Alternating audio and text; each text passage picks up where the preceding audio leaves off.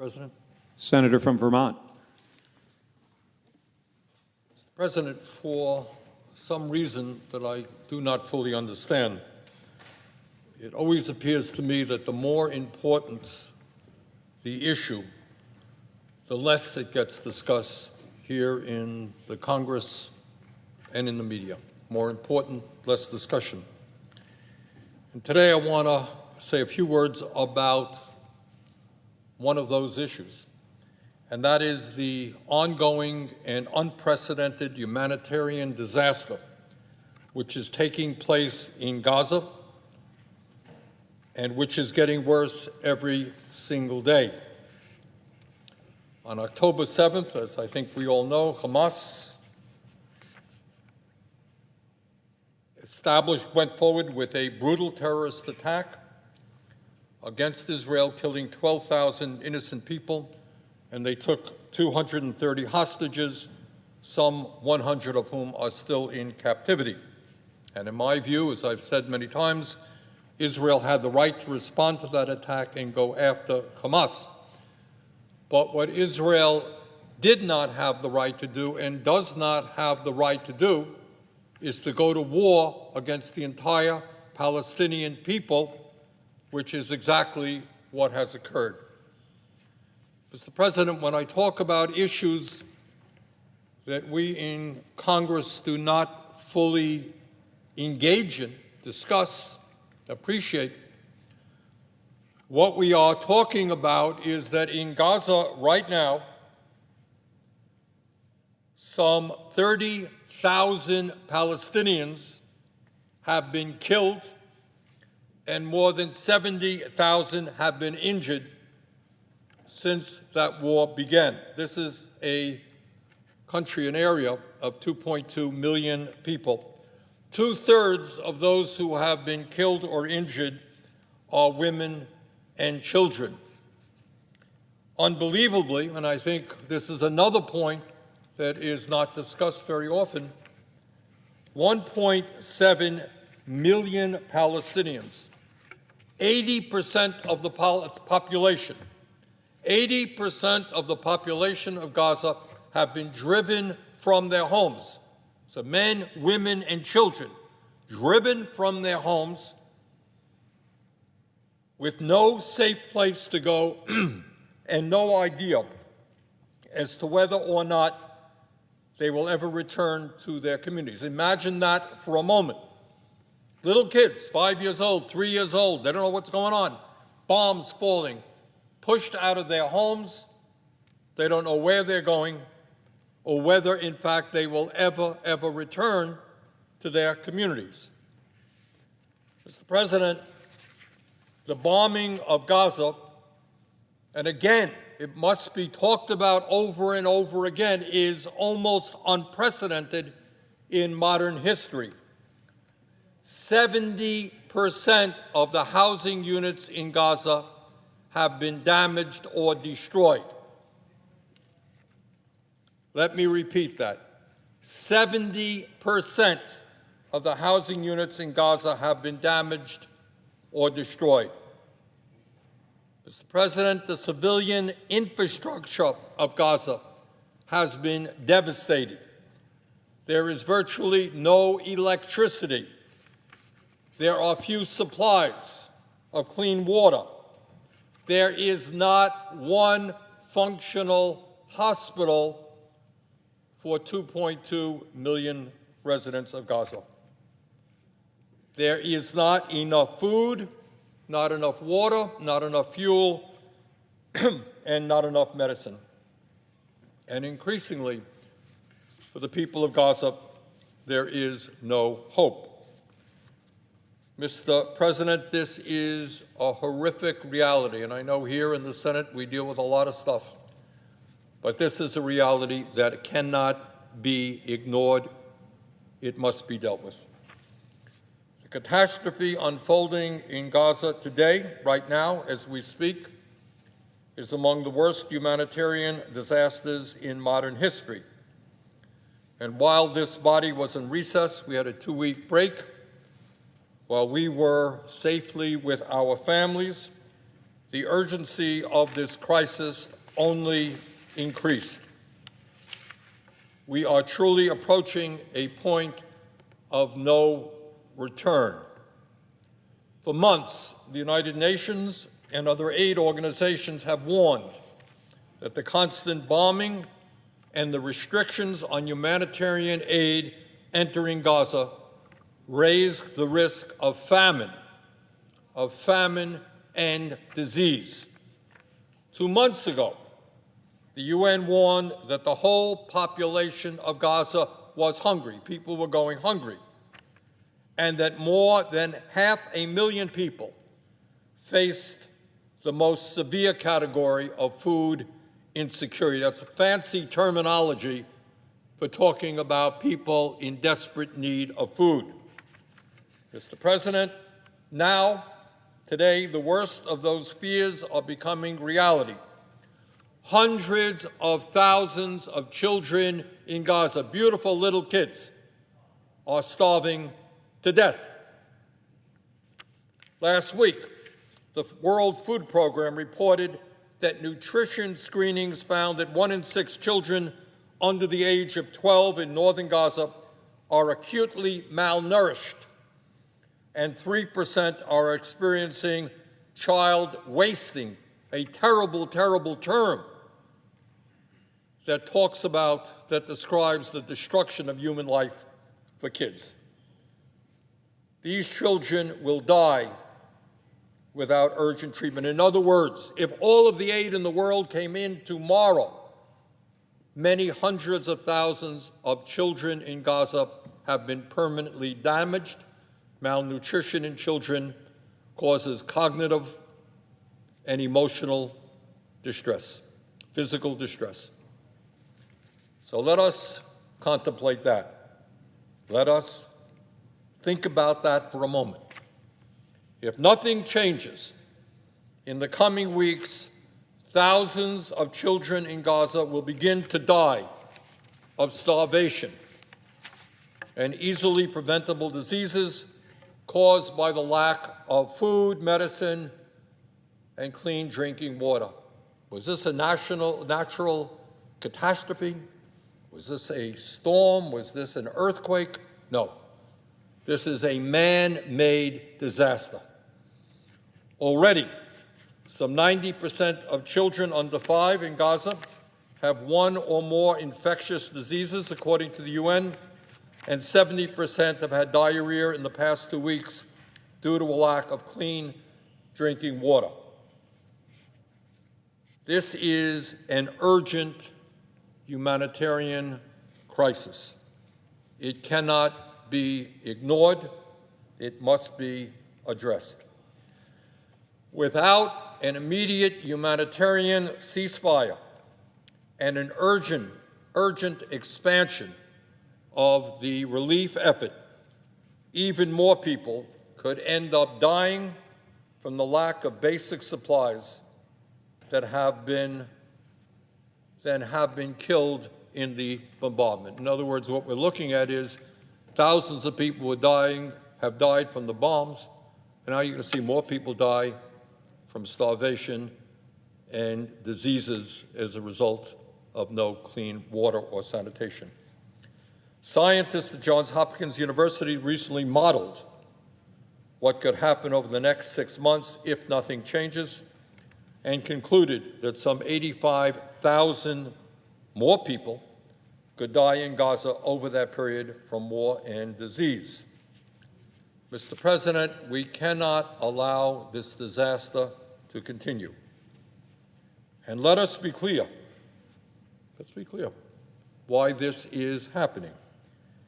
And it is happening because Israel is simply not letting in enough aid, not enough food, not enough water, not enough medical supplies, not enough fuel. It is not more complicated than that.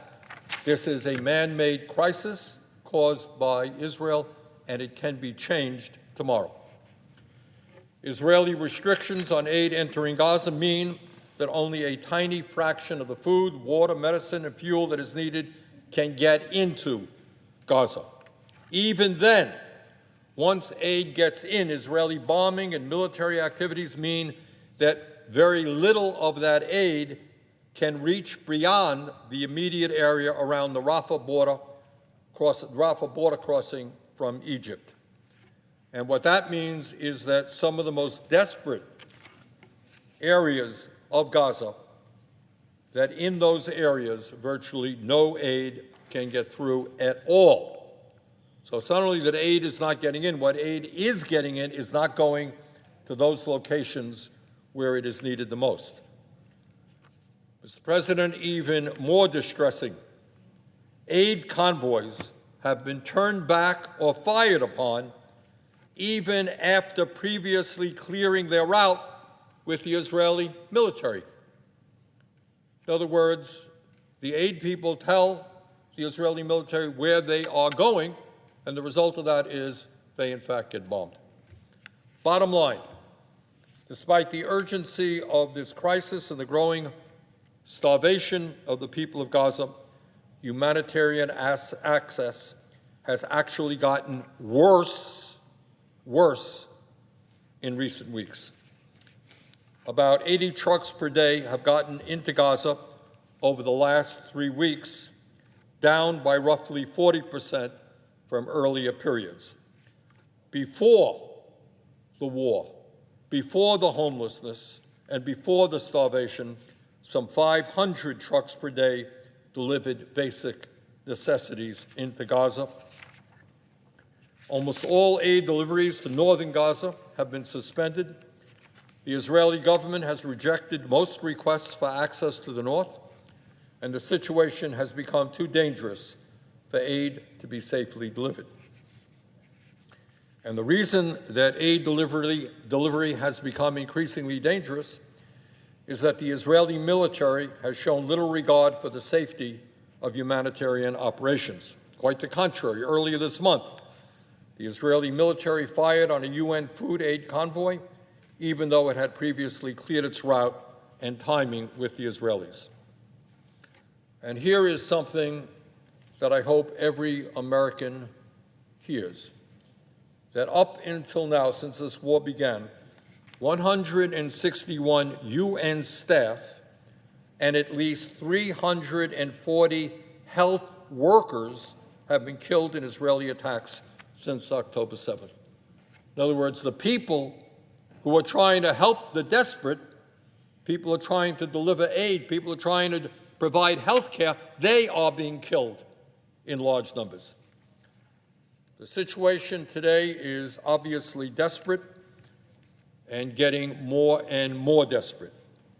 And as an indication of that desperation, humanitarian aid trucks that do get through to northern Gaza have been mobbed by starving people.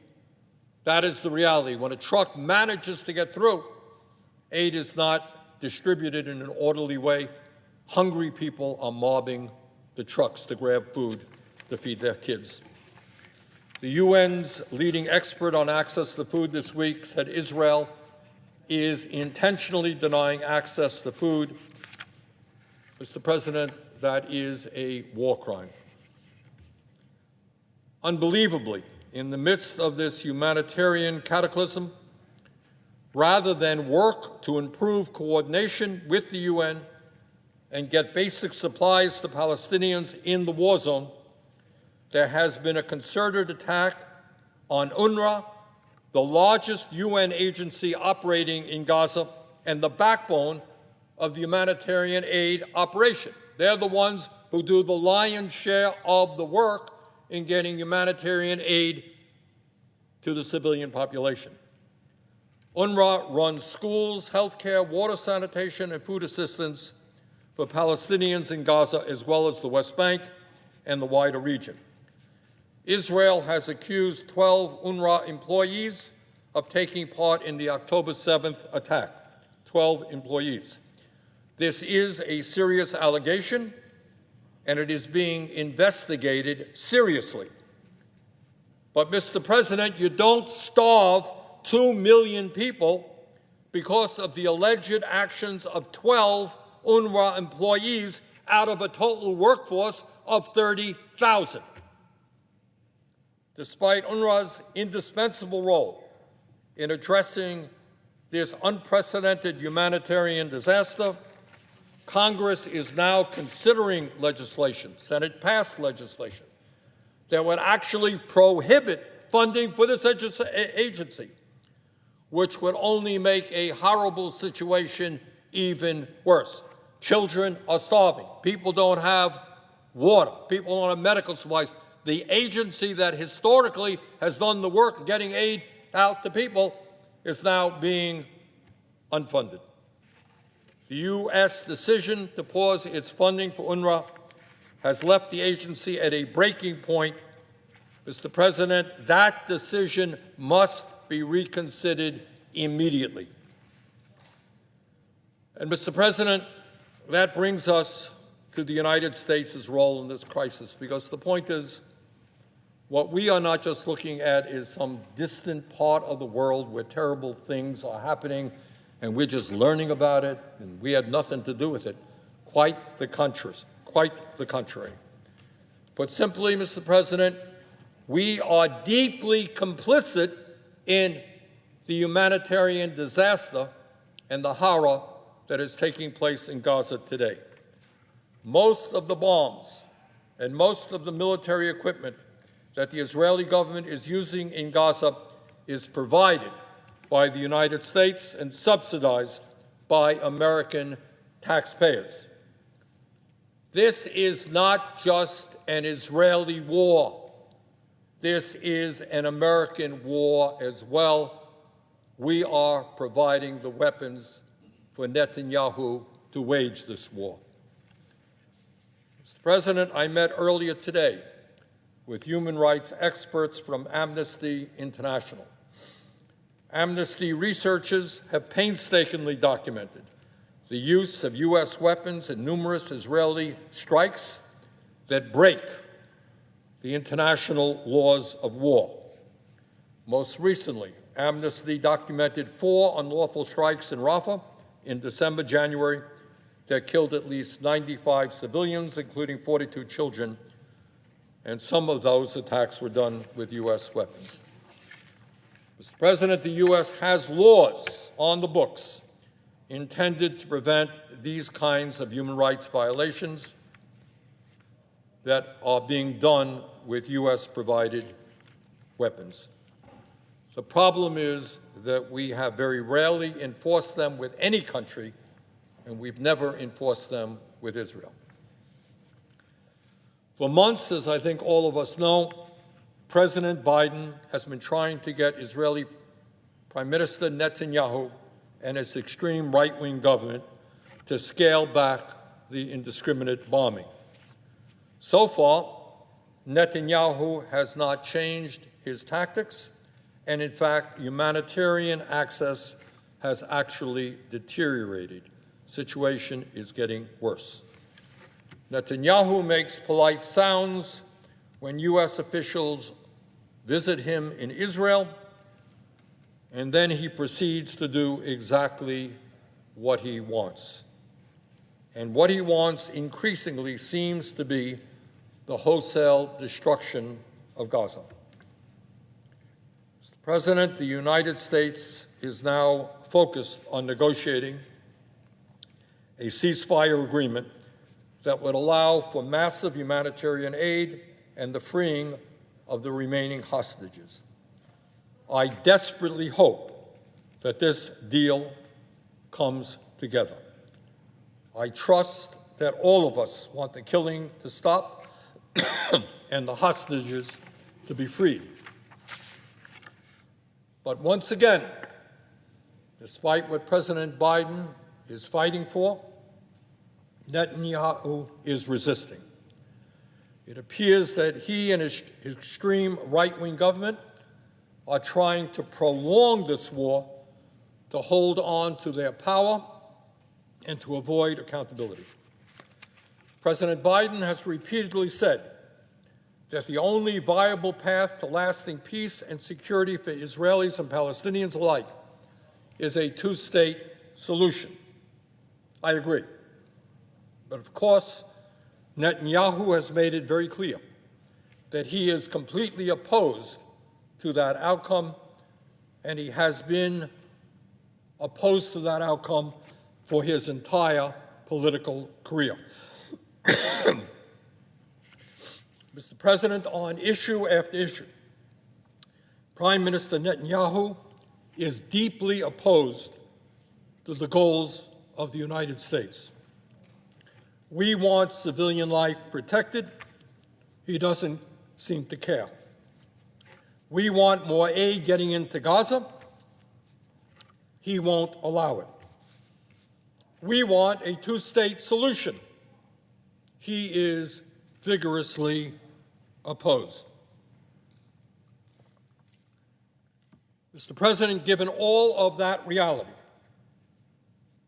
given the fact that at every aspect of this crisis, Netanyahu disagrees with what the United States government wants to see happen, it is beyond comprehension as to why the United States is preparing to send another $10 billion in unrestricted military aid so that Netanyahu can continue the murderous campaign that we oppose.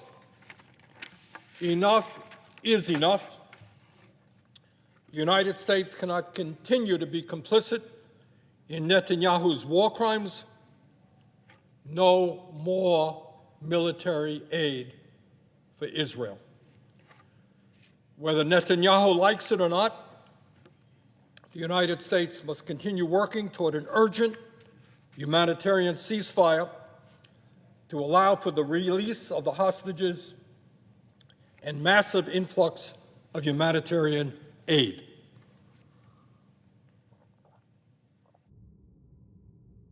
We should join other countries all over the world to pass a ceasefire resolution at the UN Security Council that includes the release of the hostages and full humanitarian access, as previous drafts have done.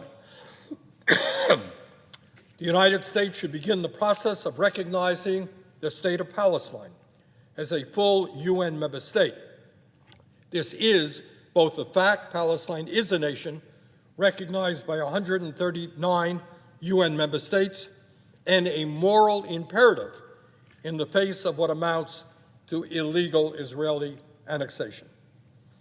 President Biden should also make clear that he will not release any additional military funding for Israel without firm commitments that the ceasefire will be honored unless broken by Hamas, and that full humanitarian access will be ensured, that funds for the Palestinian Authority will be released, and that illegal Israeli settlements in the occupied territories will cease.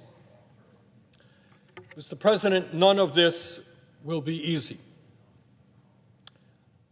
But to my mind, it is absolutely morally unacceptable that the United States continue its complicity in the humanitarian disaster that is taking place in Gaza right now. The time is now to say no to the right-wing extremist government of Netanyahu.